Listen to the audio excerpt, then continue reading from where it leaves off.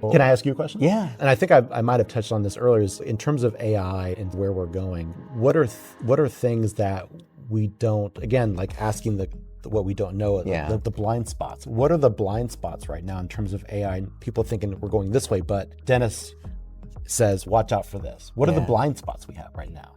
Like any technology, lazy people become lazier, and people who want to get stuff done get more stuff done. AI is just a multiplier. And what people don't know is that when, like a large language model, it talks to you as if it understands. It actually has zero understanding because all it is a probabilistic word calculator. It's predicting the next word that has the highest probability, and it simulates understanding. There's no actual concept or thinking, but it's so realistic in mimicking conversation that you think it knows what you're saying, right? It lulls you into thinking it understands you. When you understand that it's really a probabilistic next word generator calculator, then you realize when you ask it, hey, here's a question, it's going to give you the average of all the things that other people have said on the internet from whatever body of information it digests. ChatGPT, Claude has tried to download everything on the internet, watched every YouTube and TikTok and all kinds of stuff on the internet. And when you say, how should I do this? Or what about this thing? It's going to give you the average, which includes, it has no idea of truth, of what is right or wrong. It has no ethics. It's not evil, it's not good, it's just a next word, what word is most probabilistically next likely to be said in that situation. If you understand that is true, then, and you say, what should I do? Because a lot of people use it as a counselor, as a therapist, then it's going to probabilistically give you if you want the average of the internet, you're going to get a lot of trash. Yeah. Now, if you have certain values, if there are certain things that are important to you, then you need to tell it that. If you have a very particular point of view on something, you need to tell it that, otherwise it's just going to continue. And so a lot of the internet prior to ChatGPT and all this it concentrated extremes. It creates what's called a filter bubble. So people who have one particular interest, they can find other people who have that interest. It's an interest aggregator, so everyone feels like they're okay because it finds other people who really like to do that one thing or care about that one topic. But with ChatGPT, because it's actually averaging out, it's causing a narrowing effect at the same time. And this creates this interesting dichotomy because you have like the successful people, the wealthy people, I hate to say, are actually getting wealthier. And the people who are poor in finances, poor in resources, poor in communication skills, poor in knowledge, are actually getting poorer because they're just getting the average of all these other things down here. Right. So it's creating this dichotomy because there's basically two kinds of uses of these LLMs. And I'm very fortunate that we are able to use it to multiply good people. We just gave a speech here at DigiMarCon talking about how we can use AI agents, not to chat, but to do things, but to multiply what we have. So imagine, Rick, we have this box here, and whatever you put in it, you're gonna get 10 times more out of it. So I can put this pen, I'll get 10 more of these Weston pens out of it. I put a $100 bill, I'll get 10 times more. That's what comes out of the box. That's what technology is. It's a multiplier. So I would ask you, what would you put in that box? You have all kinds of good things you want to put in that box. What about somebody who doesn't really have any direction in their life? They're an 18-year-old, they're working at some fast food job, and they have nothing to put in the box except, I like to play video games. The AI will just give you more video games to play. So the unfortunate part is that people blame the box. I blame, what's the input into the box? Just that prompt I heard you say earlier it made me think there's obviously classes on AI. Yeah. Are there going to be classes on just the prompts that you should be giving? There are a lot of people trying to do that, and I think it's all bogus because even to say the word prompt is already misdefining the question. Because a prompt assumes abracadabra. What's the magic phrase I can say to unlock the door that has the gold chest behind it? It's not the prompt. There were people, internet marketers, get-rich-quick people, that were selling like the prompt package. Here's 100 prompts for $99. It's not the prompt, it's your ability to think and reason and communicate. The most important thing are the soft skills. You care so much, Rick. When you're talking to a customer, to a client and about their situation, you're evaluating, you have the intelligence and the experience to give them good feedback, like a Rick GPT. Are you prompting them and they're prompting you? Well, no, because if you think about it that way, then you've already lost. Exactly. Right? So to say prompt is to already misdefine what we're trying to do. If you're having to think to yourself, how do I relate to this person? You're not going to. You're not a robot, right? A prompt assumes like some mechanical machine talking to another machine. What I think of it is this empathetic connection that's backed by understanding and experience, which is what any service company that's worth their weight is going to do. Yeah. And so when I'm giving directions to a worker, two things. A, I am giving it this context and understanding and direction of where I'm trying to go. There is a clear, I'm injecting motive into what I'm saying that's backed by experience. And number two, I'm not talking to it like a tool, like I'm opening up Microsoft Excel and doing something in a spreadsheet. No, I'm talking to it like another human, which is weird. And this, you can validate this, but anyone else who has actually gotten results out of AI, they will tell you, I treat it like a human. I say please and thank you. I use full sentences. I make sure, like a new employee, I onboard it, I give it access. The first time it does a task, I'm giving it feedback, it's learning, it's getting better every time. Its memory is improving, learning how we like to do stuff, so next time it doesn't make that same mistake. So the humanity component is why today we were saying your ability to manage other people, humans, extends into managing other agents. And once you understand what agents really do. And you have to really care about it, right? Because people, again, human to human, people can smell if you're not really genuine or like, so that human to human factor is still going to be important, right? It's just what I provide as a service, right? And just at the very base level, like how can I be more servicey? Again, I know servicey is not really a word, but you kind of look at it, how can I provide better service to my clients? I can't guarantee a result, but if in that process, I can be more servicey and provide a good service, no matter what the end result will be, but hopefully it'll be good. That's what people look for. And again, people come back to me and say, hey, I had a really good experience with you. The end result was what it was. It was great, or it was okay, or whatever. But the process, when I came to you, Rick, I was hurting both physically and financially. And by the time I got my case resolved, I was in a much better place, right?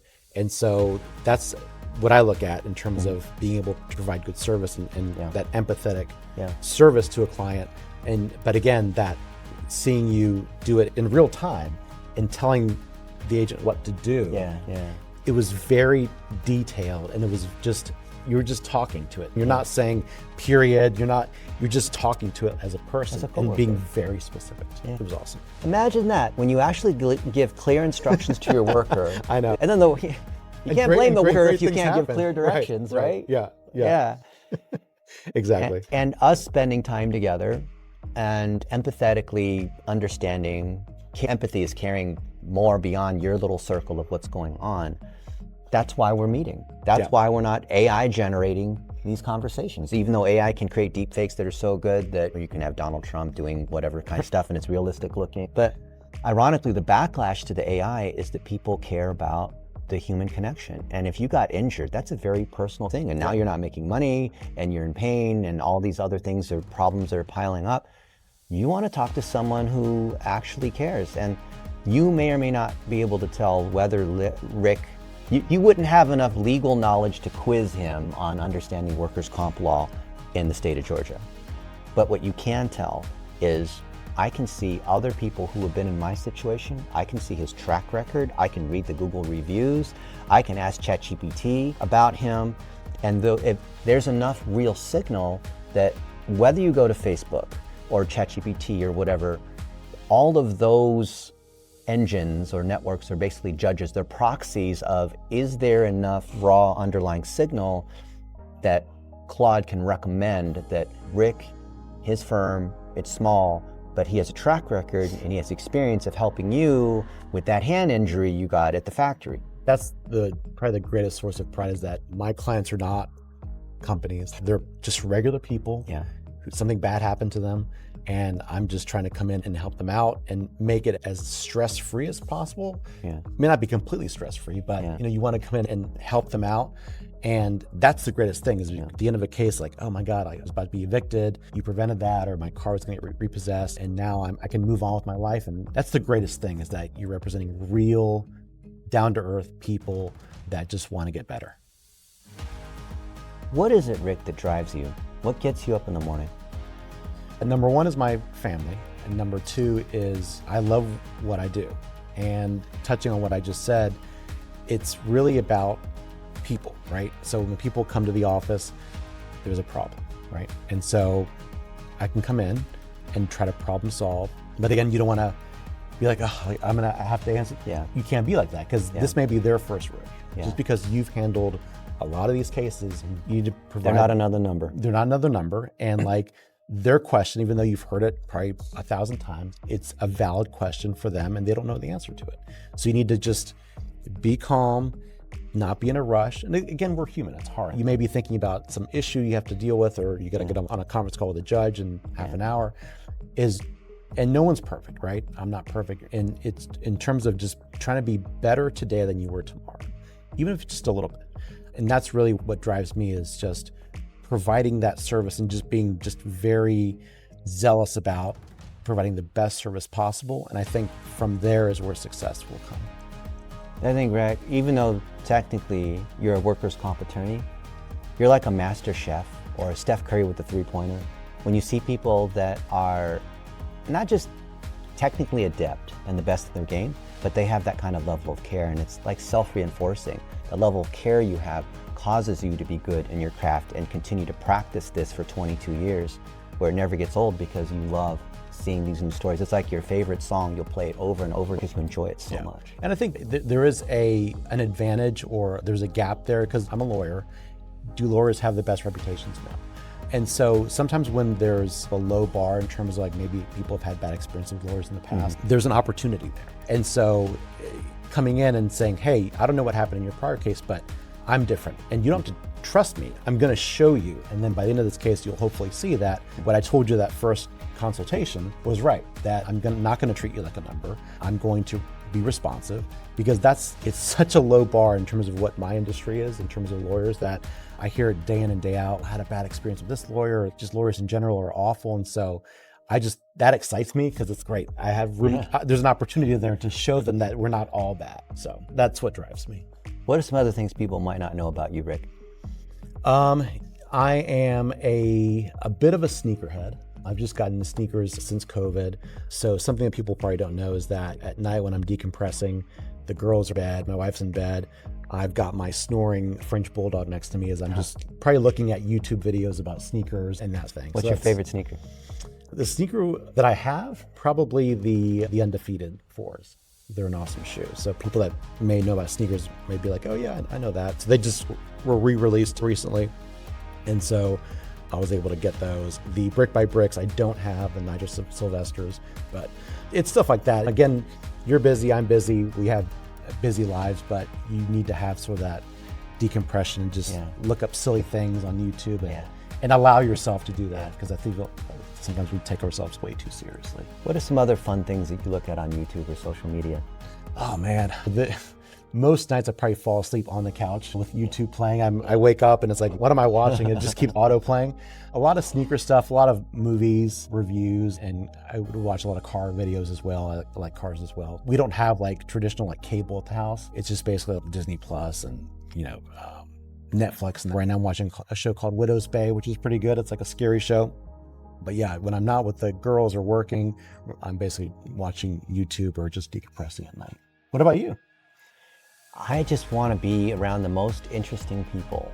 And those interesting people help me know about things that I don't know that I don't know. And that then causes me, so my YouTube consumption is reactive. So yesterday I was in Detroit and two of my friends are pro dunkers. And one has the highest vertical leap in the world. And he was telling me about a product that he made, which is like this pole that goes up 13 feet and how you can touch the top of it. So I'm a naturally curious mind, I can tell you are. So whenever I learn something new that's interesting, I'll then go to YouTube, I'll go to Claude, and then that opens up this whole other world of things that I explore, and that's how I end up having like 50 tabs open. I think it keeps you young and engaged, right? I think people that get old quicker are the ones that are not curious. They're just whatever. But I think it's good to be curious about stuff. It keeps you engaged, and those connections, those human connections are so important. Yeah, and for me, I'm blessed because every day I get to hang out with new people, learn about new fields, draw interesting connections. Warren Buffett spends 6 hours a day learning. Even at 90-something years old, he's still learning. Yeah, it never stops. And people say, oh, you can't learn languages anymore once you're in your 20s. No, it's because they stop learning. As long as you continue learning, it's like muscles. If you keep working out, you can still be strong as you get older. Yeah, that's something I've gotten into as well, is working out. I've got a trainer now in the past couple years. And so I didn't really care about it that much, but now like you just working out, you feel better, and I've been running as well. So I think for a long time I neglected that aspect of it. And these health gym as rats, well. It's important, especially I'm 48, I turned 49. I'm 51. Yeah. And I've learned all about peptides, and I have more energy than most 20-year-olds. Yeah. I'm not taking testosterone. I'm not taking these other things, but I've learned about, for example, like what are the benefits of curcumin and how does that affect inflammation? Yeah. And the 400 some peptides that are now available, how does that relate to medicine that is custom tuned for your DNA, where you can get your body scanned? It used to cost $20 million to scan your genome. Now it's like a couple $100, and like I'm a freak when I can read your blood report and tell you what it means. I have interviewed the top doctors in the world in every area of functional medicine and longevity, like the billionaires who want to live forever. I've interviewed those doctors, and we text one another, and I learned so much about the human body. For example, it's just starting to come out. Dr. David DiGimarCon has shown that aging is a disease. By definition, a disease can be stopped and even reversed. See, and I've thought that. I think there will be a day, maybe not in the next 25, 50 years, but I think there'll be a day where they'll figure out, okay, here's the thing that we can turn off and basically turn off aging. That actually there's some research coming out next month from some of the longevity labs that are funded by DiGimarCon, the X Prizes, where they have found that so inside a cell is like a whole city of different things that happen. Mitochondria and the different Golgi complexes in the cell membrane. And they found that, for example, that the length of the telomeres is what determines aging. They've been able to reverse that in mice to have them live forever. And now it's moving into trials into the humans. And in China, they've done some things that we can't do in the United States related to stem cells and exosomes and whatnot. And according to the people who know, and I saw the guy who runs Neuralink for Elon Musk, and he says he's doing Jesus-like things because the blind are able to see and the people can walk, and people even who've never been able to see are now able to see, and this is actually happening, right? Yeah. But we are at the point, it's 2026 now, but if you can stay alive for another 6 years, you will be able to live forever. And it's not that you're living forever, it's the quality of life. It's not how many years of life, it's how to fully live and be aware and be productive and have energy. It's not that you're just gonna have 20 more years of like your brain in a jar. Or being bedridden for 20 years. Yeah. Yay! But 20 more years of health, what would that mean? What would you do with that time? How does that affect your purpose? I was gonna say, we start then blending into philosophy, right? Because let's assume that there comes a day, even if it's soon, okay, we can now live forever.